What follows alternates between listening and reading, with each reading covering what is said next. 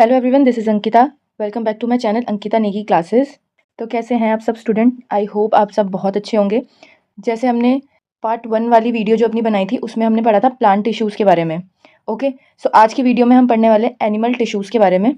जिसने भी इस चैप्टर का पार्ट 1 नहीं देखा, मैं लिंक मेंशन कर दूंगी, आप पहले पार्ट 1 देखिए जिसमें हमने प्लांट टिश्यू के बारे में पढ़ा था, टाइप्स वगैरह उन सब चीज़ों के बारे में देखा था। और आज हम एक नया टॉपिक स्टार्ट करने वाले हैं इस चैप्टर का, टिश्यूज़ इन एक्शन, जो कि क्लास 9th का चैप्टर है साइंस का। इसमें हम एनिमल टिश्यूज़ आज पढ़ने वाले हैं। तो सबसे पहले अगर हम देखें, जैसे हमने देखा था कि जो टिश्यूज़ होते हैं वो क्या होते हैं, वो ग्रुप ऑफ सेल्स होते हैं और वो मिलकर क्या करते हैं, एक पर्टिकुलर अपना काम परफॉर्म करते हैं। ठीक है, और कैसे सेल्स से फिर टिश्यू का फॉर्म होता है और फिर टिश्यू से ऑर्गन सिस्टम और फिर एक ऑर्गेनिज्म का फॉर्मेशन होता है। तो ये सारी चीज़ें हमने पार्ट 1 में देखी थी।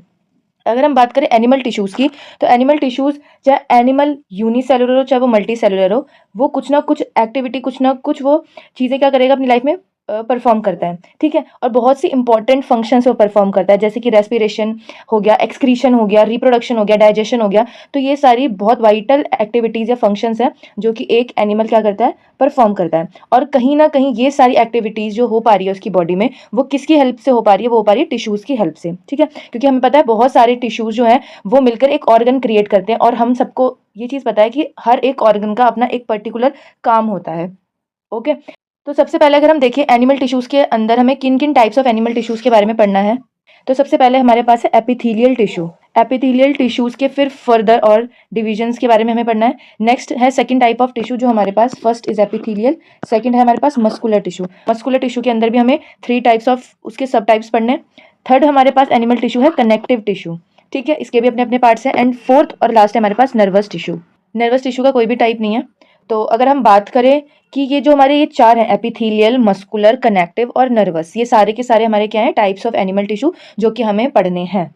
तो वन बाय वन हम इनको पढ़ना स्टार्ट करेंगे। पहले एक बार जो बुक में हमारे पास मेंशन है, एक बार हम उसको देखते हैं।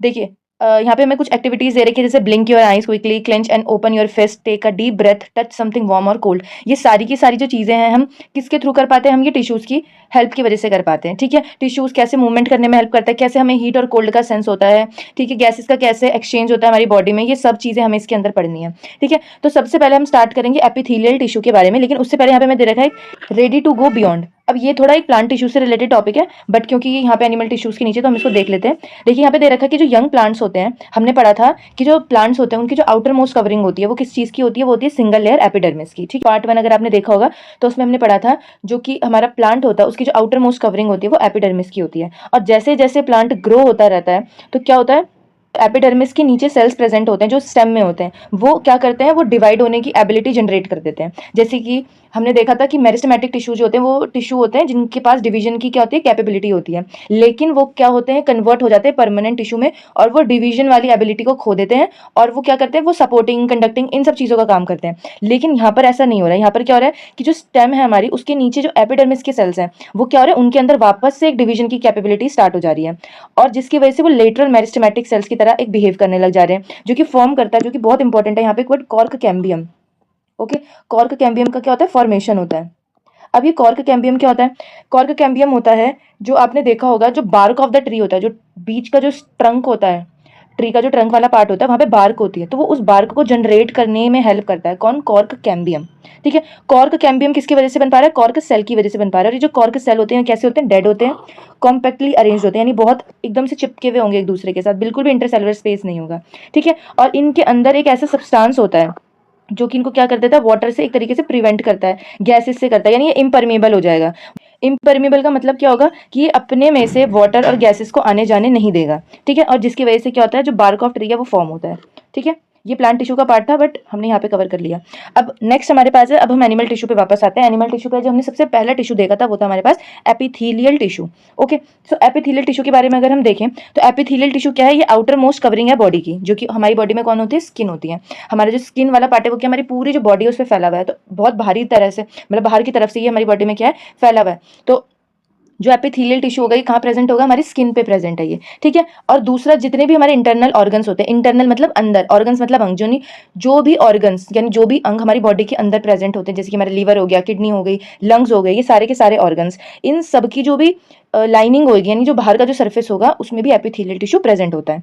ठीक है, अब इसके जो सेल्स होंगे वो कैसे होंगे, बहुत क्लोजली पैक्ड होंगे, यानी आपस में क्या होंगे, चिपके हुए होंगे, और इंटरसेलुलर स्पेस यहाँ पर भी बिल्कुल ना के बराबर होगा। ठीक है, इसका बेसिकली काम क्या होता है, it prevents the entry of the germs, reduces water loss and also help in the absorption, secretion and movements of the substance। यानी ये क्या करता है, हमारी बॉडी में जम्स की एंट्री को प्रिवेंट करता है, मतलब जम्स को अंदर आने नहीं देता। ठीक है, जो भी वाटर लॉस होता है हमारा उसको रिड्यूस करेगा। ठीक है, हमारी बॉडी में एब्जॉर्प्शन, सिक्रीशन, मूवमेंट, इन सब चीज़ों में हेल्प करेगा। जो एपिथेलियल टिश्यू होता है बहुत सिंपलेस्ट टिश्यू होता है। ठीक है, और इसका काम क्या होता है, एक तरीके से एनिमल की बॉडी को प्रोटेक्ट करने का काम। ठीक है, ये ऑर्गन्स को प्रोटेक्ट करेगा, ये स्किन की तरह पूरी बॉडी को एक तरीके से क्या करता है, प्रोटेक्ट करने का काम करता है। अब क्योंकि क्लोजली पैक्ड है, बहुत चिपका था, तो क्या करेगा, ये एक बैरियर की तरह काम करेगा, शील्ड बनाएगा, ये किसी भी चीज़ को बॉडी के अंदर एंटर ऐसे ही आसानी से नहीं होने देगा। इसके भी अपने अपने क्या होते हैं, फर्दर टाइप्स होते हैं। जैसे सबसे पहले अगर हम बात करें स्क्वामस एपिथेलियम की, तो स्क्वामस एपिथेलियम क्या होता है, स्केल लाइक होता है। स्केल लाइक मतलब बहुत ही फ्लैट होगा, थिन होता है ये। ठीक है, उसका लोकेशन ज़्यादातर कहाँ रहती है, जो ब्लड वेसल्स होती है हमारी बॉडी में, जैसे कि आर्टरी वेन जिसके अंदर ब्लड फ्लो करता है। ठीक है, उनकी वॉल्स में प्रेजेंट होता है। जो लंग्स होते हैं, लंग्स में एयर सैक होते हैं जिसमें हवा अंदर एंटर करती है। ठीक है, तो उनके उसमें ये प्रेजेंट होगा। जो ईसोफेगस होता है, जो फूड पाइप होता है हमारा, उसमें प्रेजेंट होगा। हमारे माउथ की जो लाइनिंग होगी, सरफेस होगा, उसमें प्रेजेंट होगा ये।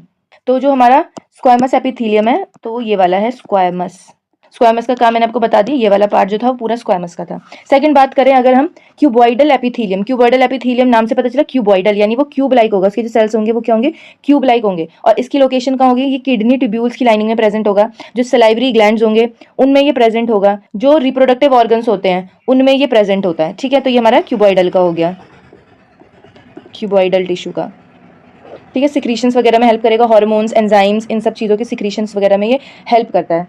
नेक्स्ट है हमारे पास कॉल्यूमिनार, ये पिलर लाइक होता है। कॉल्यूमिनार कॉलम लाइक होगा। ठीक है, कॉलम जैसे इसमें बना हुआ रहता है। इसके जो सेल्स होंगे बहुत टॉल होंगे। ठीक है, लंबे लंबे सेल्स होते हैं। इनकी लोकेशन होती है इंटेस्टाइन में, जो इनर लाइनिंग होती है उसमें प्रेजेंट होता है। जो हमारा रेस्पिरेटरी ट्रैक्ट होता है, यानी जो हमारा पूरा एयर वाला पाथ होगा, उसकी लाइनिंग में ये प्रेजेंट होगा। तो इसका बेसिकली काम होता है सिक्रीशन करने का और एब्जॉर्ब करने का। ठीक है, कॉल्यूमिनार एपिथेलियम का ये हमारा होगा कॉल्यूमिनार।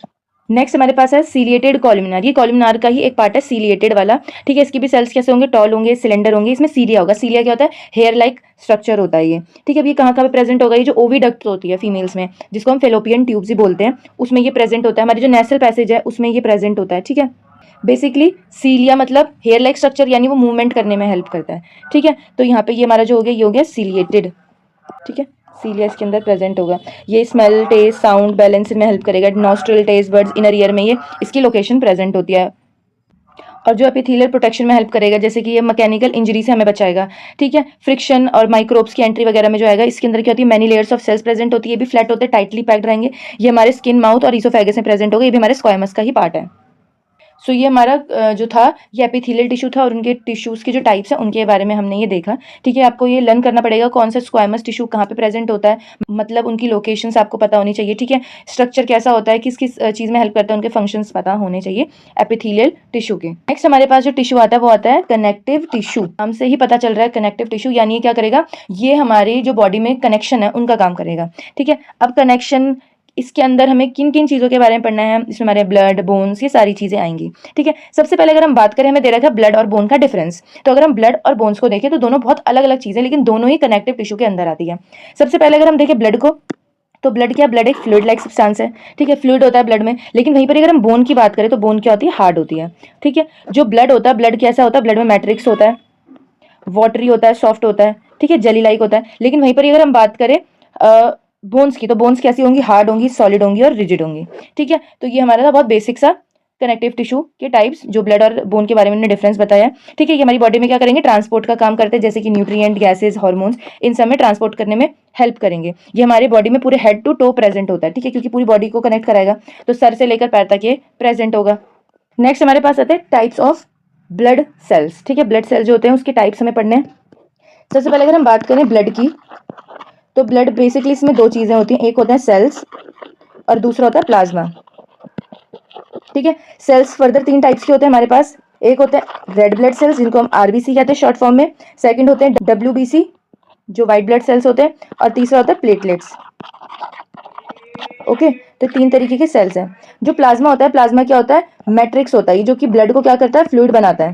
ठीक है, इसके अंदर क्या क्या होता है, इसके अंदर वाटर प्रेजेंट होता है, 80 to 90% वाटर रहता है, कुछ प्रोटीन्स होते हैं, सॉल्ट्स होते हैं, ठीक है। ये सारी चीज़ें हमारे प्लाज्मा के अंदर होती है जो हल्का उसको येलोइश टेक्सचर प्रोवाइड करता है, ठीक है। तो ये हमारे ब्लड के दो पार्ट हैं, एक सेल और एक प्लाज्मा।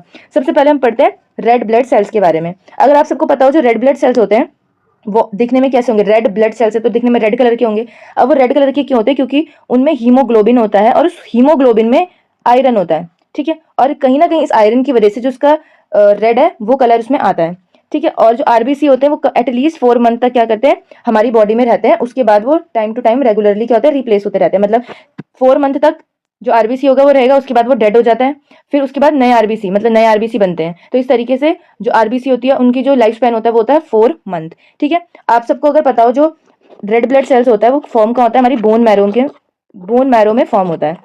और जो आरबीसी का ग्रेवयार्ड होता है, ग्रेवयार्ड यानी जहां जाकर आरबीसी मर जाते हैं उस बॉडी पार्ट को कहते हैं हम स्प्लीन, ठीक है। बोन मैरो में आरबीसी फॉर्म होता है, ठीक है। बोन मैरो में आरबीसी का फॉर्मेशन होगा और आरबीसी जो मरेगा वो कहाँ पे मर जाता है, स्प्लीन में जाके डेड हो जाते हैं उसके सेल्स। नेक्स्ट अगर हम बात करें प्लेटलेट्स की, प्लेटलेट जो होते हैं वो किसमें हेल्प करते हैं, ब्लड क्लॉटिंग में हेल्प करते हैं। ये कहाँ पर फॉर्म होते हैं, जो इंजरी वाली जगह होती है, जैसे हमें चोट लग जाती है तो ये क्या करेगा, ब्लड को रोकने का काम करता है। ये सारे के सारे सेल्स, जैसे अगर मान लो किसी के हाथ में चोट लगी है तो जो भी प्लेटलेट्स के सेल्स होंगे वो सारे के सारे इस लोकेशन में पहुंचेंगे और इसको क्या करने की कोशिश करेंगे, कवर करने की कोशिश करेंगे ताकि बॉडी में से ज्यादा ब्लड का लॉस ना हो। तो ये ब्लड क्लॉटिंग का काम करते हैं, ठीक है। नेक्स्ट हमारे पास है व्हाइट ब्लड सेल्स। जो व्हाइट ब्लड सेल्स होंगे वो कैसे होंगे, व्हाइट कलर के होंगे, ठीक है। किसमें हेल्प करते हैं, ये हमारी बॉडी के अंदर कोई भी जर्म्स कोई भी बैक्टीरिया एंटर करता है तो उससे फाइट करने का काम करते हैं, ठीक है। कलेक्टेड एट इन्फेक्टेड एरिया में कलेक्ट होते हैं, कॉजिंग पस फॉर्मेशन। पस जो देखा होगा आपने, जब हमें चोट लग जाती है तो व्हाइट कलर का फ्लूइड निकलने लग जाता है उस एरिया से, ठीक है। रेडनेस हो जाती है, स्वेलिंग आ जाती है, ठीक है। और पस का फॉर्मेशन हो जाता है, तो इन्फ्लामेशन वगैरह इन सब चीज़ों को कॉज करता है ये, ठीक है। लेकिन इसका जो मेजर काम है, जो फंक्शन है वो यही होता है कि हमारी बॉडी में कुछ भी जर्म्स वगैरह एंटर करते हैं तो उनसे फाइट करने के ये काम आता है, ठीक है। उसके बाद उन्होंने देखा ड्यूरिंग एक्सरसाइजेज और running muscles need more energy. जब हम भागते हैं, हम एक्सरसाइज करते हैं तो देखा होगा हम बहुत तेजी से सांस लेते हैं, और वो तेजी से सांस इसलिए लेते हैं क्योंकि हमारी बॉडी जो हमारा ब्रेन है वो मैसेज पहुंचाता है कि अब इस पर्सन को क्या है, बहुत सारे ऑक्सीजन की रिक्वायरमेंट है, ठीक है। और ऑक्सीजन की रिक्वायरमेंट को पूरा करने के लिए जो बॉडी है वो बहुत तेज तेज की सांस लेना स्टार्ट करती है, जिसकी वजह से हमारी पूरी बॉडी में क्या होता है, ब्लड फ्लो करता है। जो हीमोग्लोबिन होता है, हीमोग्लोबिन का काम क्या होता है, जो हमारी बॉडी के अंदर ऑक्सीजन या कार्बन डाइऑक्साइड, आपको पता है हमारी बॉडी में ऑक्सीजन आती है और कार्बन डाइऑक्साइड बाहर जाती है, लेकिन ये ऐसे ही आती जाती नहीं है, ये हीमोग्लोबिन के साथ अटैच होके HbO2 या HbCO2, ठीक है। हीमोग्लोबिन के साथ ही अटैच होकर ये बॉडी के अंदर क्या कर सकती है, ट्रांसपोर्ट होती है। अकेला गैसेस हमारी बॉडी में ट्रांसपोर्ट नहीं होती है। तो ये हीमोग्लोबिन का बहुत एक इंपॉर्टेंट काम है कि हीमोग्लोबिन के साथ ही गैसेस अटैच होकर हमारी बॉडी में क्या करती है, मूव होती है, ट्रांसपोर्ट होती है, ठीक है। तो जब हमारी बॉडी के अंदर ऑक्सीजन आ रही है, बहुत ज्यादा ऑक्सीजन का सप्लाई बढ़ चुका है, तो क्या होता है हमारी बॉडी के अंदर ब्लड फ्लो भी बढ़ जाता है। ब्लड फ्लो होने की वजह से हमें ऐसा लगता है कि जो फेस वगैरह हमारा क्या हो गया, रेड अपीयर हो जाता है, ठीक है, लाल कलर का हो जाता है फेस ज्यादा, जब हम बहुत तेज तेज सांस लेते हैं। नेक्स्ट है हमारे पास कनेक्टिव टिश्यू के टाइप। सबसे पहले कनेक्टिव टिश्यू के जो टाइप है उसमें हमारे पास है बोन, कार्टिलेज, टेंडन और लिगामेंट, ठीक है। कनेक्टिव टिश्यू की क्या टाइप है, अब इनके काम देखते हैं। उन्होंने बोला है कि टच योर एल्बो जेंटली, आप अपनी एल्बो को टच करेंगे तो आपको हार्ड और रिजिड स्ट्रक्चर फील होगा, ठीक है। इसका काम क्या होता है, ये स्ट्रेंथ देता है, सपोर्ट देता है और प्रोटेक्शन देता है, ठीक है। तो ये हो गया हमारी बोन्स जो हार्ड होगी, ठीक है, जो स्ट्रेंथ देगी, सपोर्ट देगी। सेकंड उन्होंने बोला press and fold your ears. अगर आप अपने कान को या अपनी नोज के टिप को जेंटली अगर प्रेस करेंगे तो क्या हो जाएंगी, फोल्ड हो जाती है, बहुत सॉफ्ट सा फील होता है हमको। जो ऊपर की नोज है वो बहुत हार्ड रहती है और जो उसकी टिप होती है वो बहुत सॉफ्ट होती है। तो यहाँ पे सॉफ्ट और फ्लेक्सिबल स्ट्रक्चर होता है। अगर अपनी नोज को, अपने ईयर को हम अगर फोल्ड करेंगे तो वापस से वो अपनी शेप रिगेन कर लेता है, ठीक है। तो ये जो फ्लेक्सिबिलिटी है, जो ये कुशन जैसा हमें फील हो रहा है, ये क्या, ये किस लिए काम आता है, ये शॉक को एब्जॉर्ब करने के काम आता है। शॉक एब्जॉर्ब मतलब अगर आपको इन जगह पे हिट होगा तो ये आपकी क्या करेंगे, जितना भी बाहर से फ्रिक्शन या जो भी शॉक आ रहा है तो इसको एब्जॉर्ब कर लेंगी और इसको आगे नहीं बढ़ने देंगी। तो ये होती है कार्टिलेज। कार्टिलेज क्या होती है, सॉफ्ट बोन्स होती है हमारी बॉडी के अंदर, ठीक है। Touch your forearm muscles and wiggle your fingers. अगर आप अपनी आर्म्स को टच करेंगे और अपने फिंगर्स को हिलाएंगे तो क्या होता है, feel movement in the forearm even though fingers are far away. हमें हमारा जो आर्म्स है उससे हमारी फिंगर बहुत ज्यादा दूर है लेकिन हमें फील होता है वो। तो ये किस वजह से होता है, ये इस वजह से होता है कि जो हमारी मसल्स हैं वो बोन्स के साथ क्या है, कनेक्ट है। ये बहुत इंपॉर्टेंट है, ठीक है। टेंडन क्या करता है, ये कनेक्ट करता है हमारी जो भी मसल्स होती हैं उसको किससे, मसल्स को बोन्स के साथ कनेक्ट करने का काम करता है टेंडन, जिसकी वजह से क्या होती है, मूवमेंट हम कर पाते हैं।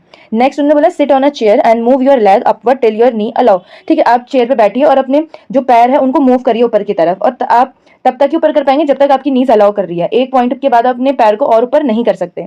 ठीक है, तो ये क्या होता है, joint does not go beyond a limit. जो हमारे जॉइंट्स होते हैं उनकी एक लिमिट तक ही वो सेट होते हैं कि वो इतना ही मूव कर पाएंगे, उससे ज्यादा वो मूव नहीं कर सकते।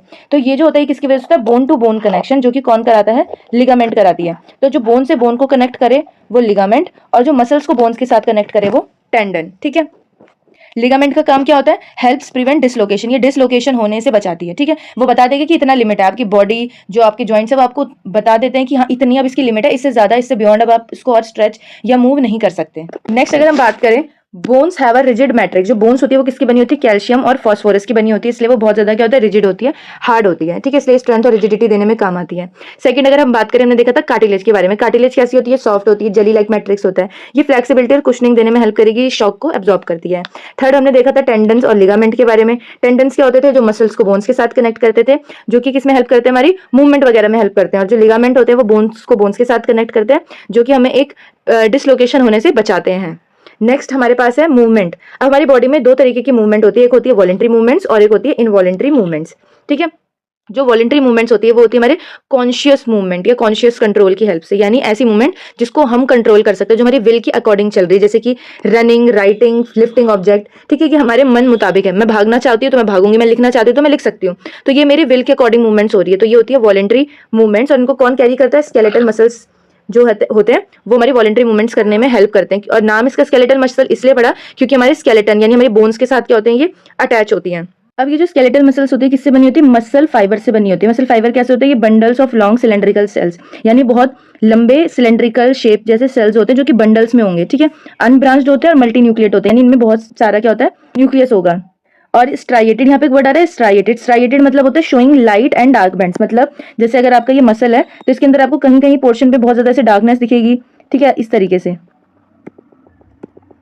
ठीक है, यहाँ पे आपको डार्क नजर आएगा, फिर उसके बाद लाइट हो जाएगा, फिर डार्क नजर आएगा और फिर लाइट हो जाएगा। इस तरीके से जब हमारा मसल जो होता है वो शो होता है तो उसको हम बोलते हैं स्ट्राइएटेड, यानी कहीं कहीं पे लाइट, कहीं कहीं पे डार्क बैंड्स नजर आएंगे।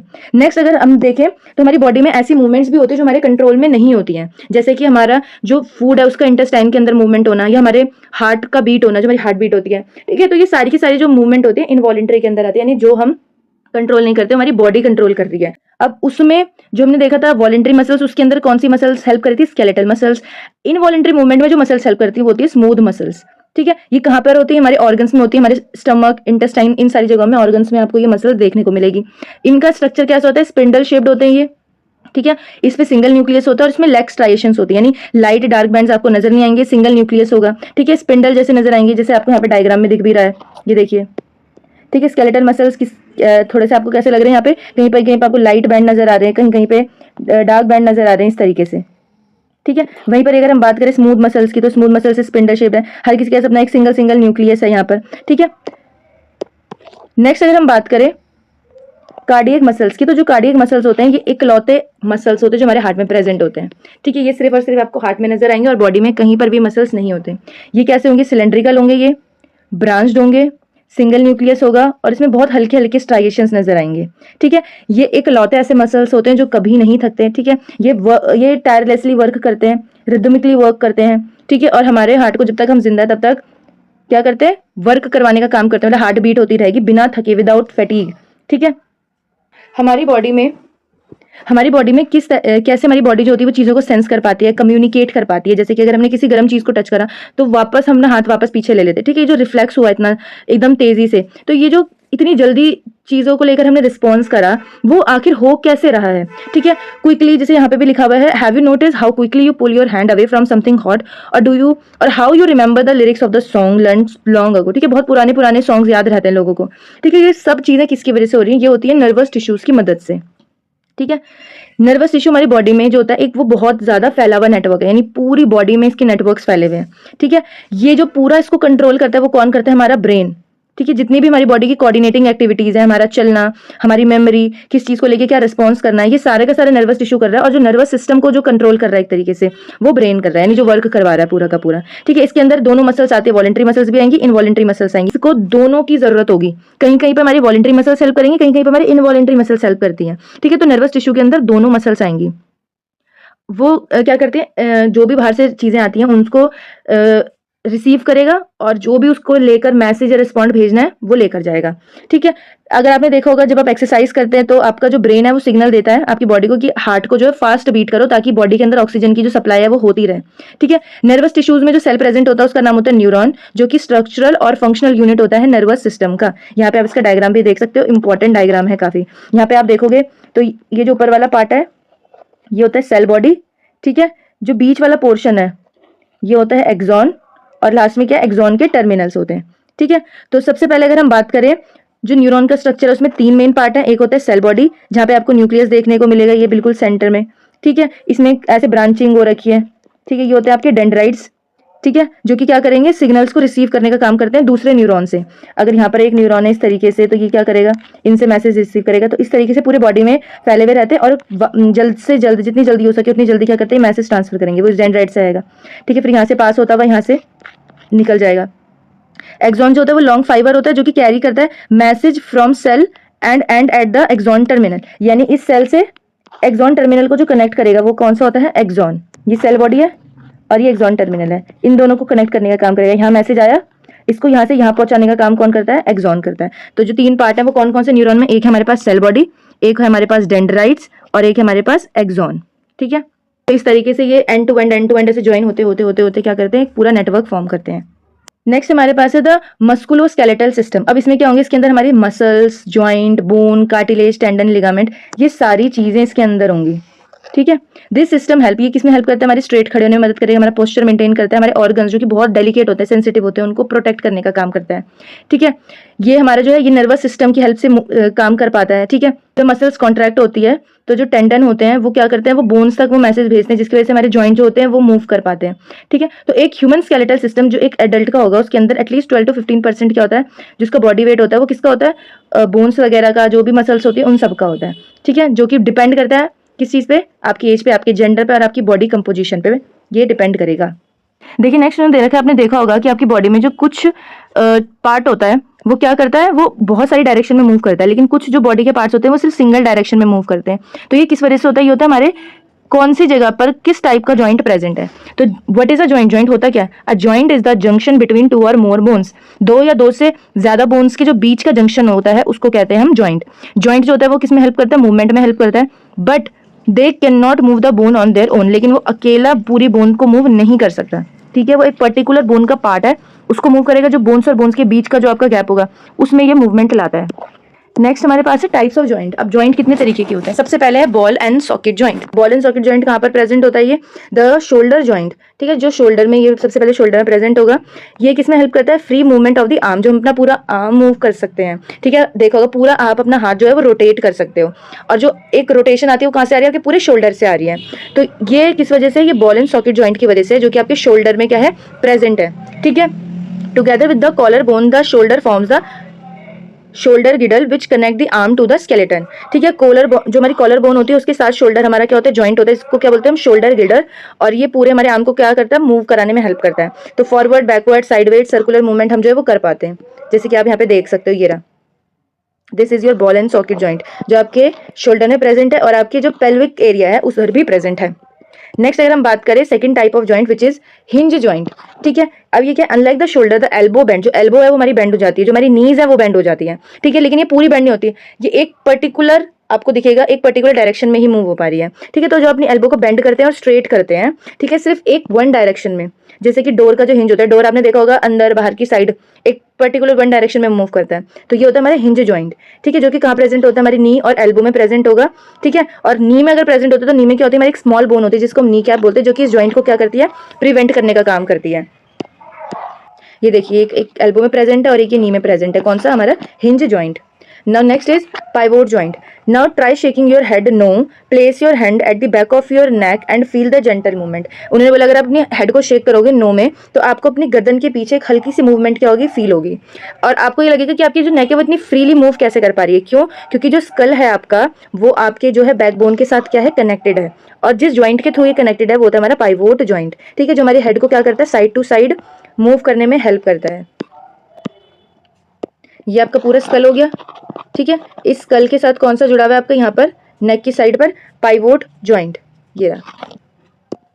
नेक्स्ट हमारे पास आता है फिक्स्ड ज्वाइंट। जो आपका स्कल होता है वो एक hard case of flat bones है। ठीक है, जिसमें बहुत सारी जो बोन्स है, छोटी छोटी बोन्स वो मिलकर बनी है, जैसे कि जो आपके ब्रेन को, आपकी आईज को, आपके ईयर्स को क्या कर रहा है, प्रोटेक्ट कर रहा है। The bones of the skull are connected by, जो स्कल की जो बोन्स होती है वो किसके साथ कनेक्टेड होती है, फिक्स्ड ज्वाइंट के साथ कनेक्टेड होती है, which means the bones of the skull cannot move. Skull की जो बोन्स है वो मूव नहीं हो सकती, ये आपके ब्रेन को सेफ रखता है जब आपकी बॉडी मूव करती है। तो नेक्स्ट हमारे पास है स्केलेटल सिस्टम। अब स्केलेटल सिस्टम क्या होता है, जो हमारा पूरा भी हमने स्केलेटल देखा था ना, पूरा जो हड्डियों का एक फ्रेमवर्क होता है उसको हम कहते हैं स्केलेटल सिस्टम, जिसके अंदर फ्रेमवर्क होता है किसका, बोन्स का, जो आपको क्या देती है, स्ट्रेंथ देती है, प्रोटेक्ट करती है आपके इंटरनल ऑर्गन्स को। इसके अंदर आपका skull, vertebral column, rib cage, ये सारी चीज़ें आती हैं।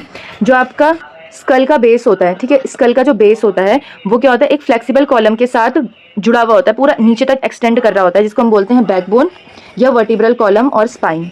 ठीक है, ये बहुत सारी स्मॉल बोन्स से बना हुआ होता है, जिसको हम बोलते हैं वर्टिब्रे। ठीक है, हमारी बॉडी को क्या करता है, सपोर्ट करता है और हमें एकदम सीधा खड़े होने में हेल्प करता है। अब अगर आप देखोगे जो आपकी बैकबोन होती है उसमें क्या होता है, एक छोटे छोटे से जॉइंट आपको नजर आएंगे। ठीक है, अगर मानो अगर आपकी बोन बिल्कुल एक ही हड्डी से बनी होती, पूरी स्ट्रेट होती, तो क्या आप बेंड हो पाते, नहीं हो पाते। तो यहाँ पे बीच बीच में क्या लगे हुए होते हैं, कार्टिलेज डिस्क होते हैं हर वर्टिब्रे के बीच में। जैसे एक छोटी बोन, ये इस छोटी बोन को क्या बोलेंगे, वर्टिब्रे, नीचे भी एक वर्टिब्रे, इधर भी एक वर्टिब्रे। तो इस तरीके से छोटी छोटी बोन्स लगी होती है और हर बोन्स के बीच में क्या प्रेजेंट होता है, कार्टिलेज डिस्क प्रेजेंट होता है, यानी सॉफ्ट बोन्स प्रेजेंट होती है, जो कि आपकी जो बैक है उसको क्या देती है, फ्लेक्सिबिलिटी देती है, ताकि आप इजीली बेंड और ट्विस्ट कर जाओ। देखा होगा आपने, योगा जब हम करते हैं, नॉर्मली कोई चीज गिर जाती है, हम उठाते हैं तो हम बेंड हो पाते हैं। अगर पूरी हमारी बोन एक ही हड्डी से बनी होती तो हम बेंड नहीं हो पाते। ठीक है, तो जो भी हम ट्विस्ट और टर्न्स लेते हैं हमारी बॉडी में, वो इस वजह से ले पाते हैं, जो कार्टिलेज डिस्क हमारी वर्टिब्रेस के बीच बीच में प्रेजेंट होती है। नेक्स्ट अगर हम बात करें रिब केज की, तो रिब केज क्या होता है, रिब केज एक केज लाइक स्ट्रक्चर होता है जिसके अंदर हमारे लंग्स क्या होते हैं, फिट रहते हैं। ठीक है, अब इसमें क्या होता है, 12 पेयर ऑफ रिब्स होती हैं, और उन 12 पेयर्स में भी जो 10 होती है वो क्या होती है, हमारे स्टर्नम से कनेक्टेड होती है। स्टर्नम क्या होता है, जो हमारी रिब केज है, जैसे डायग्राम में देखा होगा आपने, ये जो आपको दिख रहा है, ये बीच वाली जो एक लंबी सी एक हड्डी आपको नजर आ रही है, ये आपका स्टर्नम होता है, और ये जो आपको नजर आ रहा है यहाँ से, ये राउंड राउंड सी बोन्स, ये आपका पूरा का पूरा रिब केज है। ठीक है, जिसके अंदर क्या है, आपके लंग्स जो होते हैं वो फिटेड रहते हैं। अब जो 10 पेयर्स हैं वो तो स्टर्नम के साथ कनेक्टेड होते हैं, लेकिन जो लास्ट के 2 पेयर्स होती है वो होती है फ्लोटिंग बोन्स। ठीक है, ये फ्लोटिंग बोन्स स्टर्नम के साथ कनेक्टेड नहीं होती हैं। The rib cage act like a protective cage, ये प्रोटेक्ट करता है आपके ऑर्गन्स को, जैसे कि आपके हार्ट और लंग्स को क्या करेगा, ये बचाएगा। एकदम से फ्रिक्शन या कोई जर्क आएगा तो उससे क्या करता है, प्रोटेक्ट करके रखता है। ये बहुत ज्यादा स्ट्रांग होता है। ठीक है, जो रिब्स होती है हमारी वो आगे से स्टर्नम के साथ और पीछे से हमारी जो बैकबोन यानी स्पाइन जो होती है उसके साथ कनेक्टेड रहती है। ठीक है, और ये जो ज्वाइंट होती है वो किसकी वजह से हो पाती है, एक फ्लेक्सिबल जो कार्टिलेज अभी हमने बताया था, सॉफ्ट बोन्स होती है वही, ताकि शॉक एब्जॉर्ब हो जाए। This flexibility allow the rib cage to expand. और जब हम सांस लेते हैं, अगर वही सेम हार्ड बोन्स होती तो वो बिल्कुल क्या रहती है, स्टिफ रहती, वो मूव नहीं करती, लेकिन हम जब सांस लेते हैं तो हमारी रिब्स क्या होती है, एक्सपेंड होती हैं। ठीक है, कॉन्ट्रैक्ट होती हैं। तो इन्हीं सॉफ्टनेस, जो ये सॉफ्टनेस आ रही है हमारे उस रिब केज में, वो किसकी वजह से आ रही है, कार्टिलेज की वजह से आ पा रही है, जिसकी वजह से हमारी जो चेस्ट है वो क्या कर पाती है, मूव कर पाती है जब भी हम एयर इन और आउट करते हैं। तो दूसरा, अगर रिब्स में हमारी किसी भी तरीके की कुछ इंजरी होती है तो हमें आगे चल के ब्रीदिंग में क्या होती है, पेन होता है या डिफिकल्टी होती है। जैसे कि आप यहाँ पे देख पा रहे हैं सूर्य नमस्कार का जो पोज है, तो इसमें कितनी ज्यादा यहाँ पे जो पर्सन है वो एकदम सीधा खड़ा है, यहाँ पे वो हल्का सा बेंड हुआ है, यहाँ पे पूरा नीचे की साइड वो बेंड हो गया। तो जिस तरीके से अपनी बॉडी को एकदम फ्लेक्सिबिली मूव कर पा रहा है वो हमारे क्या है, किस वजह से है, जो बोन्स, कार्टिलेज, जॉइंट्स हमारे जो थे, जो वर्टिब्रे में स्मॉल डिस्क लाइक जो स्ट्रक्चर था जिसको हम कार्टिलेज डिस्क बोलते हैं, ये सब उन सब चीजों की हेल्प से हो पा रहा है। नेक्स्ट यहाँ पे हमारे पास एक वर्ड है टोटीपोटेंसी। तो टोटीपोटेंसी क्या होता है, सम mature cells have the ability to undifferentiate, divide and redifferentiate to develop into a new plant under specific condition. This is known as totipotency and such cells are totipotent cells. यानी ऐसे sales जिनके पास ability होती है divide होने की, ठीक है, अपने आप को चेंज करने की, किसमें, एक न्यू प्लांट में, तो ऐसे प्रोसेस को हम बोलते हैं टोटीपोटेंसी और ऐसे सेल्स को हम बोलते हैं टोटीपोटेंट सेल्स। ये किस तरीके से होता है, जो जाइगोट होता है, जब फर्टिलाइजेशन होती है तो सबसे पहला जो फॉर्म होता है वो जाइगोट होता है। तो जो जाइगोट होता है वो डिवाइड होकर अपने आप को क्या करता है, डिफरेंशिएट करता है। जो जाइगोट होता है वो अपने आप को किस में बदलता है, एम्ब्रियो में बदलता है और फिर फीटस में कन्वर्ट करता है। ठीक है, तो ये उसकी क्या एक तरीके की एबिलिटी है जो अपने आप को क्या करता है, ये एक तरीके से क्या है, जाइगोट की एबिलिटी है जो कि अपने आप को इतने सारे जो स्टेजेस हैं उसमें अपने आप में डिवीजन कर करके अपने आप को डिफरेंशिएट करके एक पूरा एंटायर ऑर्गेनिज्म बनाता है। तो इसी को ही हम कहते हैं टोटीपोटेंसी, यानी सेल की पोटेंसी की वो अपने आप को क्या करे, डिवाइड करे, ठीक है, डिफरेंशिएट करे और एक स्पेसिफिक कंडीशन में अपने आप को एक न्यू प्लांट या न्यू ऑर्गेनिज्म में क्या करे, कन्वर्ट कर दे। ये जो टोटीपोटेंसी देने वाले जो थे उन साइंटिस्ट का नाम था F.C. स्टुअर्ट, ठीक है, जिन्होंने कैरेट का जो फ्लोएम था उससे पूरा प्लांट रीजनरेट कर दिया था।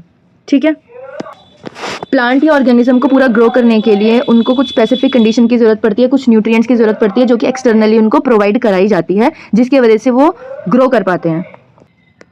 नेक्स्ट अगर हम बात करें, जो प्लांट पैथोलॉजिस्ट होते हैं उन्होंने देखा कि जो प्लांट है उनमें एक डिसीज है जिसको हम कहते हैं क्राउन गॉल डिसीज। ठीक है, इसमें क्या होता है, ट्यूमर लाइक स्वेलिंग डेवलप हो जाती है प्लांट में, आपको दिख रहा होगा यहाँ पे इस तरीके से ट्यूमर फॉर्म हो गया प्लांट में। ठीक है, किस वजह से हो पाता है, जब प्लांट के अंदर अनकंट्रोल्ड सेल डिवीजन होती है। अगर याद है सेल में हमने ट्यूमर के बारे में पढ़ा था, ट्यूमर कैसे फॉर्म होता है, जब बॉडी के अंदर जो सेल्स होते हैं वो अनकंट्रोल डिवाइड होते हैं, ठीक है, रैपिडली ग्रो करने लग जाते हैं। सेम ऐसी प्लांट के अंदर होता है, लेकिन प्लांट में जिस बैक्टीरिया की वजह से होता है ये डिसीज, उसको हम कहते हैं एग्रोबैक्टीरियम ट्यूमिफेशियन। ठीक है, ये जो बैक्टीरिया है यही गॉल डिसीज कॉज करता है प्लांट के अंदर। ठीक है, और ये जो बैक्टीरिया होता है ये अपना जेनेटिक मटेरियल को प्लांट सेल्स के अंदर जो होता है वो ट्रांसफर कर देता है, जिसकी वजह से उनको ये बीमारी होती है।